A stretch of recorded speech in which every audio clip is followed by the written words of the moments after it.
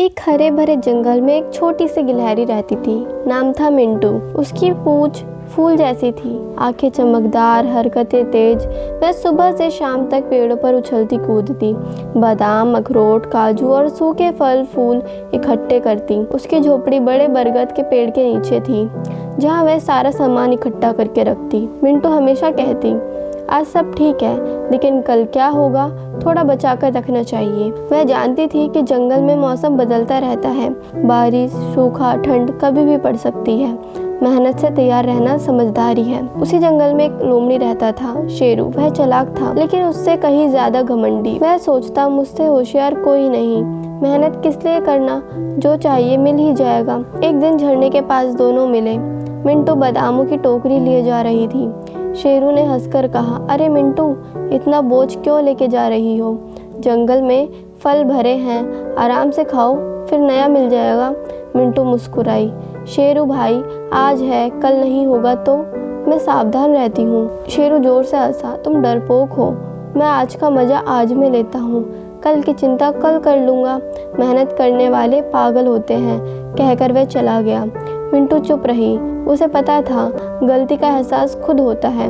कुछ दिन बाद मौसम बिगड़ा, काले बादल छाए, तेज हवाएं चली और मूसलाधार बारिश शुरू हो गई। जंगल में पानी ही पानी हो गया, सारे फल बह गए, पेड़ हिलने लगे, कई जानवर भूखे प्यासे रह गए।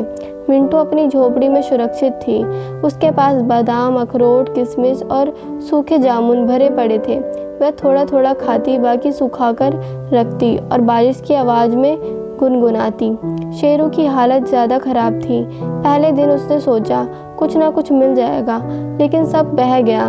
दूसरे दिन भूख लगी, तीसरे दिन कमज़ोर हो गया, चौथे दिन वह इतना थक गया कि चलना मुश्किल था। मिंटू की बात याद आई, काश मैंने सुननी होती। आखिरकार वह बरगद के पेड़ तक पहुंचा, भीगा हुआ, कांपता हुआ। उसने धीमी आवाज में कहा, मिंटू अंदर आ सकता हूँ, बहुत भूखा हूँ। मिंटू ने दरवाज़ा खोला। शेरू की झुकी आंखें देखकर उसे दया आई। बिना कुछ कहे उसे अंदर बिठाया, गर्म पानी दिया और स्टॉक से बादाम, किशमिश और सूखा सेब रख दिया। शेरू पहले हिचकिचाया, फिर सब खा लिया। खाने के बाद बोला, मिंटू, मैंने तुम्हें बेवकूफ़ समझा, लेकिन तुम सही थी। मेरे घमंड ने सब बर्बाद कर दिया, माफ़ कर दो। मिंटू ने प्यार से कहा, माफ़ी मांगना छोटापन नहीं, बहादुरी है। बारिश रुकने तक यहीं रुको, खाना हम दोनों बांट कर खाएंगे। शेरू की आंखें भर आई। उसने कभी इतनी दया नहीं देखी थी। वह चुपचाप बैठा रहा और सोचता रहा कि घमंड ने उसे कितना नुकसान पहुंचाया। बारिश थमी, सूरज निकला, जंगल फिर हरा भरा हुआ। फल लौट आए, लेकिन शेरू बदल चुका था। अब वह सुबह सुबह उठता, मिंटू के साथ फल इकट्ठा करता, छोटे जानवरों की मदद करता, खरगोश को फल देता, चिड़िया को दाना देता। उसका घमंड खत्म हो गया।